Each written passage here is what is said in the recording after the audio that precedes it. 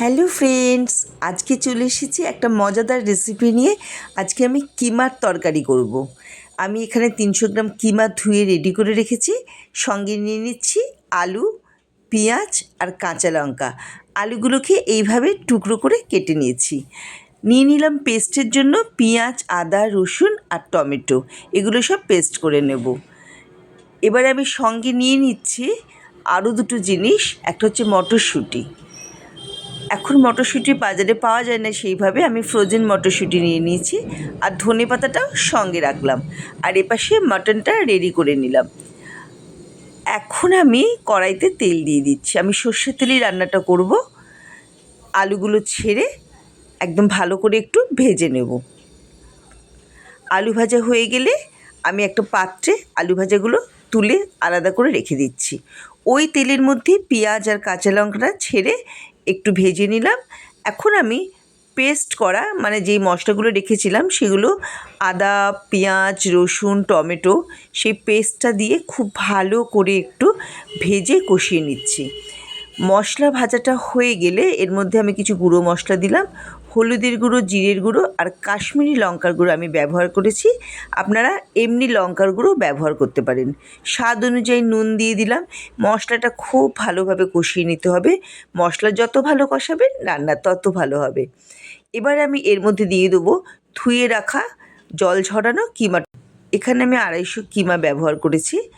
কিমাগুলো খুব ভালো করে কষিয়ে নিলাম মশলার সঙ্গে। চাপা দিয়ে বেশ কিছুক্ষণ রান্না হতে দেব।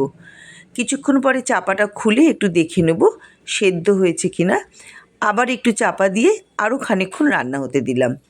এটা যদি চিকেন কিমা হতো খুব সহজেই রান্না হতো, কিন্তু এটা মাটন কিমা তাই একটু সময় লাগছে। আলু ভাজাগুলো দিয়ে দিলাম, দিয়ে খুব ভালো করে কষিয়ে দিলাম। আর একটু চাপা দিয়ে কিছুক্ষণ একদম মানে ফ্লেমটা সিম করে রেখে রান্না হবে। এবার কিছুক্ষণ পরে আমি আবার একটু নেড়ে চেড়ে দিলাম এবং এখন কিমা এবং আলুটা প্রায় সেদ্ধ হয়ে গেছে। একটু জল আমি গরম করে নেব। এখানে আমি গরম জল ব্যবহার করব। একটু নেড়ে চেড়ে নিলাম কিমাগুলো। তেল বেরিয়ে গেছে দেখতেই পাচ্ছেন। দারুণ একটা গন্ধ অলরেডি শুরু হয়ে গেছে বেরোনো। এবার আমি দিয়ে দিলাম গরম জলটা।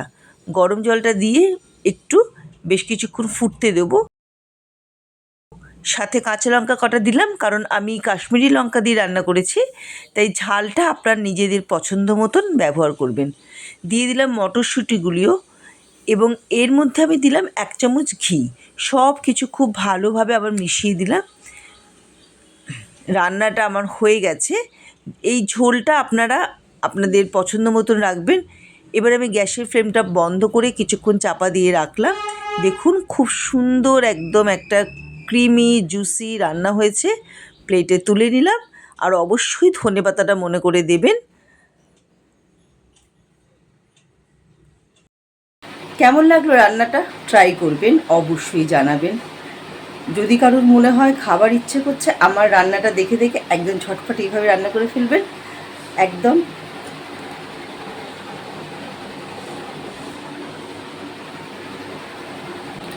কেমন লাগলো রেসিপিটা? দারুণ গন্ধ বেরোচ্ছে আর ভীষণ ভালো।